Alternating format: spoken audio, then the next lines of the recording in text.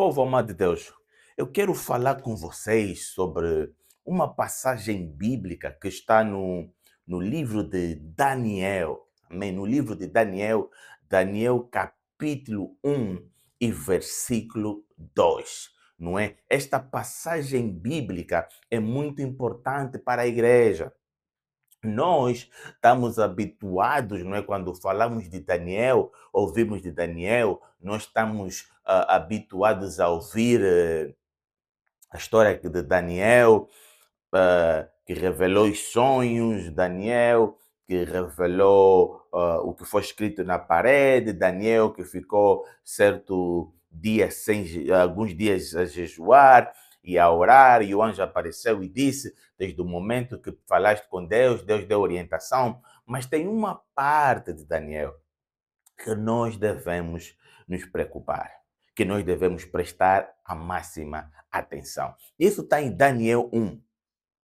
Daniel 1, capítulo 1, versículo 2, diz assim: E o Senhor entregou nas suas mãos a Joaquim, rei de Judá, e uma parte dos vasos da casa de Deus, e ele os levou para a terra de Sinar, para a casa do seu Deus, e pôs o vaso na casa do tesouro do seu Deus.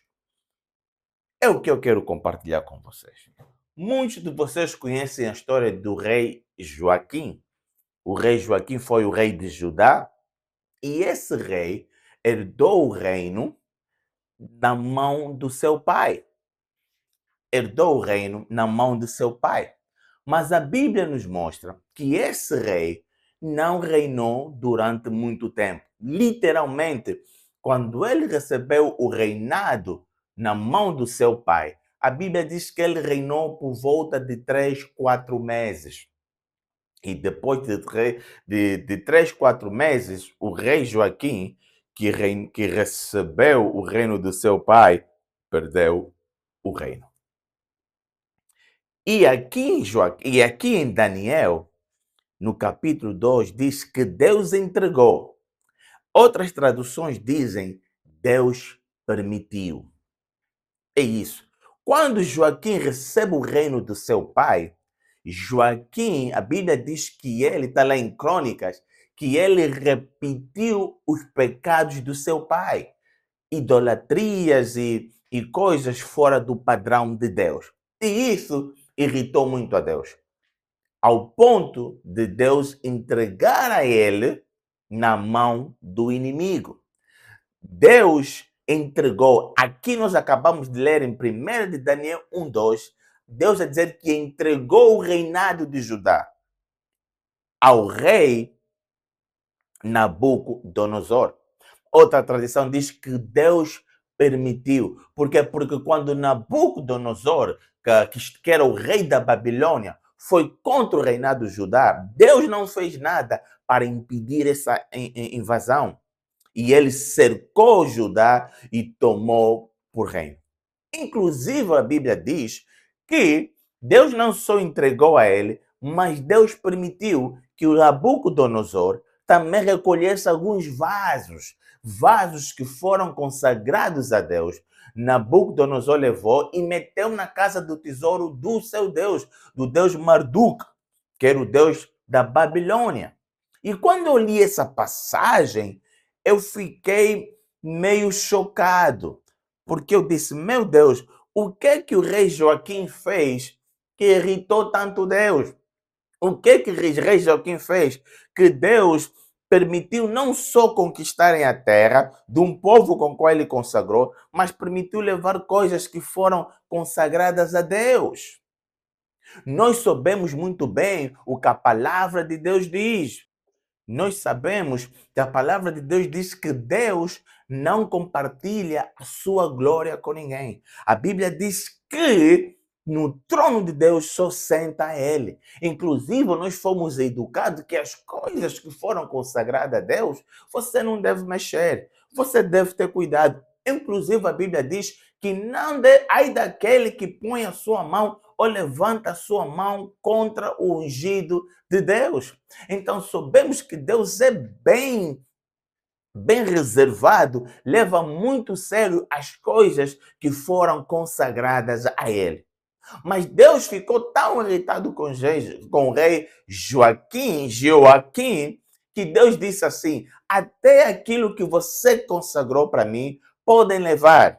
Por quê? O que benefício Deus tem se você não honra Ele como Deus? Se você não honra Ele como Deus, que benefício tem as coisas que você consagrou a Ele? Se você consagrou a tua casa, o teu carro, o teu negócio, a tua vida, você consagrou essas coisas, mas você não honra a Deus. Deus disse ao rei Joaquim: se você não me honra, não segue os meus mandamentos, até as coisas que você consagrou para mim também não têm valor nenhum. Não tem valor nenhum. E foi assim que Deus permitiu que Nabucodonosor conquistasse as coisas todas.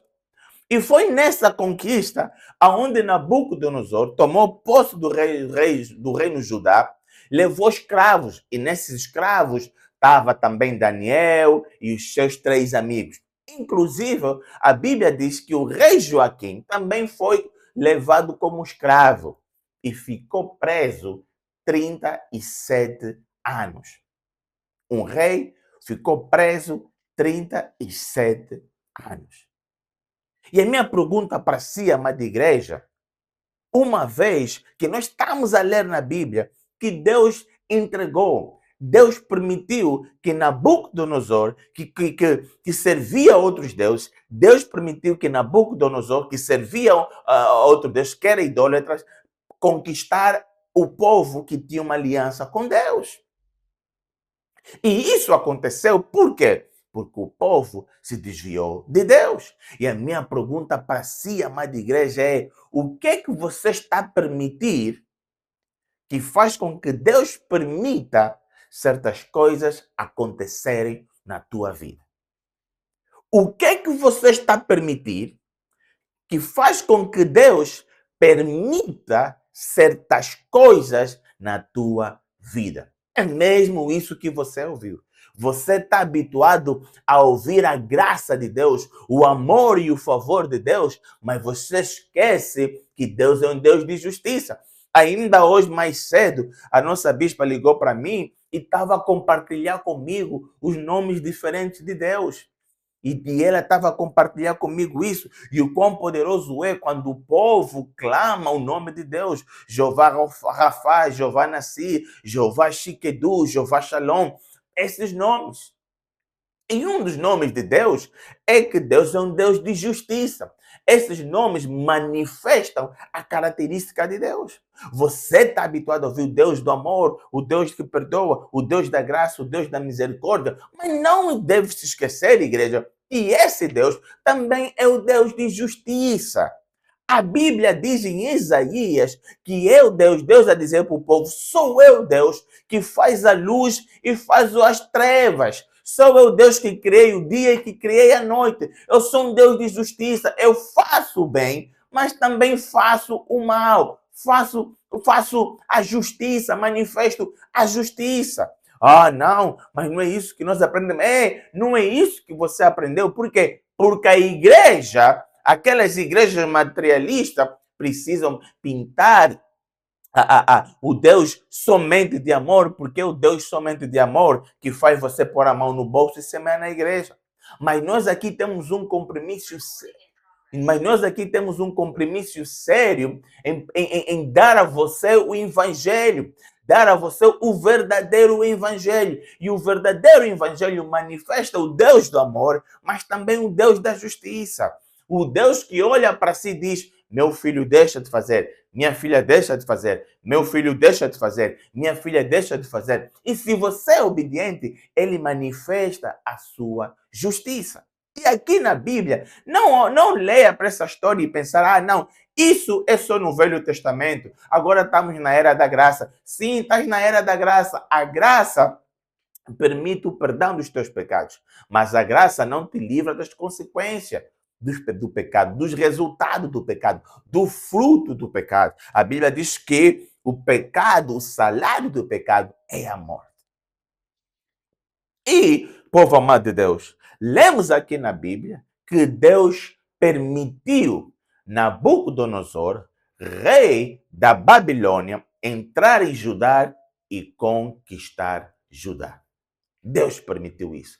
Provavelmente, o rei Joaquim, quando viu o inimigo a entrar na sua cidade, ele orou, clamou, nada deu certo. Provavelmente, quando ele estava com os pés acorrentados, as mãos acorrentadas, até o pescoço, ele rei misturado com o povo, com os outros prisioneiros, levando por uma cidade muito distante, aonde ele ia ser escravo. Provavelmente Joaquim perguntou qual é o mal que eu fiz. Provavelmente ele pediu perdão a Deus, orou a Deus, repreendeu o demônio daqui, repreendeu o demônio dali, disse: espíritos ancestrais sejam quebrados, espíritos familiares sejam quebrados, espírito assado, espírito cozido. Provavelmente o rei Joaquim orou. E na sua fase de oração, no mundo do espírito, os espíritos estavam confusos. Os demônios olhavam para si e diziam: mas ele está nos repreender a nós por quê? Porque isso não tem nada a ver conosco. Isso não é a nossa obra, mas é a obra do Deus poderoso. Foi Deus que enviou Nabucodonosor até com Judá e permitiu que ele entrasse e conquistasse a terra. E eu pergunto para si: o que é que você está a permitir que permite Deus não fazer certas coisas ou fazer certas coisas na tua vida?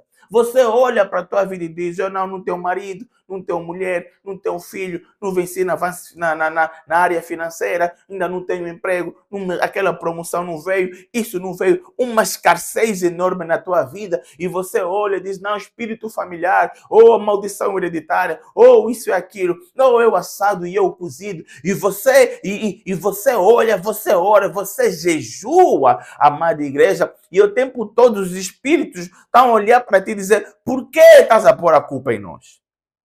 Por que nós? Para de nos repreender, para de nos mandar fogo. Isso é uma briga de pai e filho. Fale com teu Deus. Povo amado de Deus, pense um bocadinho. O que está em falta na tua vida, está em falta por quê? Como você se tem alinhado com Deus, amada igreja. É muito importante isso. Aprende isso. Deus não negocia com o pecado. Deus não negocia com a desobediência.